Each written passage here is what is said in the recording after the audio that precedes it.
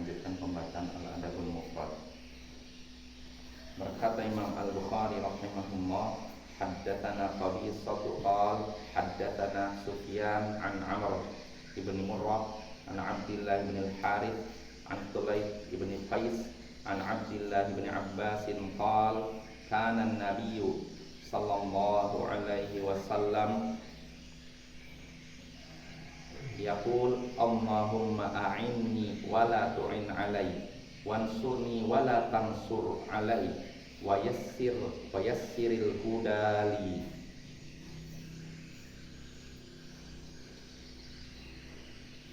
Telah menceritakan kepada kami Qabisah, ia berkata telah menceritakan kepada kami Sufyan dari Amr bin Murrah, dari Abdullah bin Al-Harith, dari Tulayq bin Qais, dari Abdullah bin Abbas, bahwasanya dari Abdullah bin Abbas ia berkata Nabi sallallahu alaihi wasallam biasa mengucapkan Allahumma a'inni wa la tu'in alai.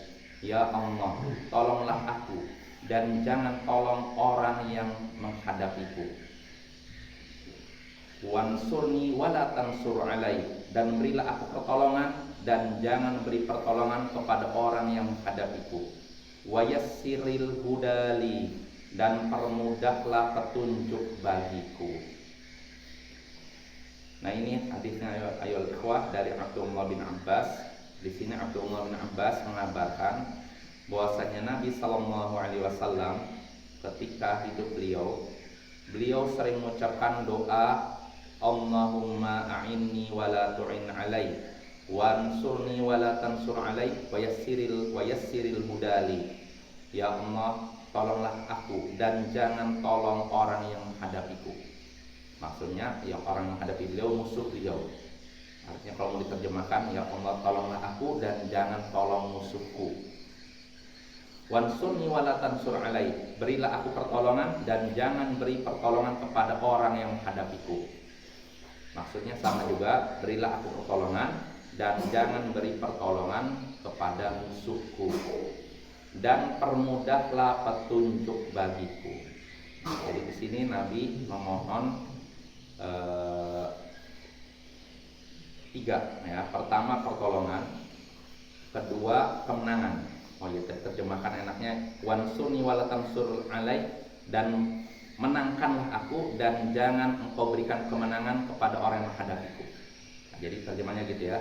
Jadi terjemahan seluruhnya, ya Allah tolonglah aku dan jangan tolong orang yang menghadapiku. Berilah aku kemenangan dan jangan beri kemenangan kepada orang yang menghadapiku, dan permudahlah petunjuk bagiku. Ya, jadi di sini tiga permintaan Nabi. Pertama, beliau minta pertolongan. Kedua, minta kemenangan. Lalu minta petunjuk. Minta pertolongan untuk beliau dan jangan berikan pertolongan kepada musuh. Beliau meminta kepada Allah agar memberikan kemenangan dan jangan memberikan kemenangan kepada musuh. Lalu beliau meminta agar dimudahkan mendapat petunjuk. Nah, ini tiga permintaan Nabi Sallallahu Alaihi Wasallam. Nah, dari hadis ini kita bisa mengambil beberapa pelajaran. Di antaranya pertama, kemenangan menghadapi musuh adalah nikmat yang perlu disyukuri. Kemenangan menghadapi musuh adalah nikmat yang perlu disyukuri dan perlu kita minta kepada Allah Subhanahu wa taala. Jadi ketika musuh Islam, musuh Ahlussunnah Allah kalahkan, ini merupakan nikmat besar yang Allah berikan kepada kita. Maka kalau kita mendapati demikian, syukuri itu, dan kalau belum mendapatkan, kita mohon kepada Allah hal demikian. Ini faedah pertama. Lalu faedah kedua yang bisa kita petik dari hadis ini, mendapatkan petunjuk. Kemudahan mendapatkan petunjuk ini adalah nikmat besar dari Allah yang perlu kita syukuri dan perlu kita minta kepada Allah. Kemudahan mendapatkan petunjuk ini adalah nikmat besar yang perlu kita syukuri dan kita minta kepada Allah. Kenapa demikian? Karena berapa banyak orang yang sudah melihat kebenaran tapi tidak mengikuti kebenaran. Dan berapa banyak orang tahu bahwa ini batil tapi tetap mengikutinya. Nah, kok bisa? Itulah hidayah, itulah petunjuk. Kalau orang tidak dapat hidayah seperti itu, walaupun kebenaran diungkapkan di depan matanya ribuan kali, tetap saja tidak mengikuti kebenaran.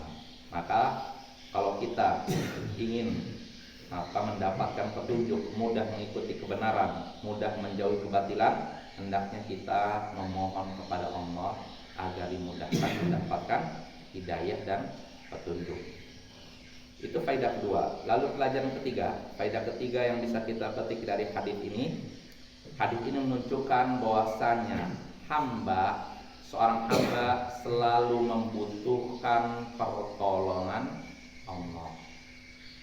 Seorang hamba, setiap hamba, semua hamba selalu membutuhkan pertolongan Allah, termasuk Nabi kita. Contohnya dalam hadis ini, Nabi memohon pertolongan kepada Allah, memohon kemenangan kepada Allah, memohon petunjuk kepada Allah. Ini menunjukkan semua hamba membutuhkan pertolongan Allah, termasuk Nabi kita. Karena itu hendaknya kita selalu meminta pertolongan kepada Allah, meminta hidayah kepada Allah. Lalu kedua, jangan kita beribadah kepada Nabi kita, sebab beliau sendiri masih meminta pertolongan kepada Allah dan membutuhkan Allah Subhanahu wa taala. Wassallallahu ala nabiyyina Muhammadin wa ala alihi wa sahbihi ajma'in, wa akhiru da'wana alhamdulillahi rabbil alamin.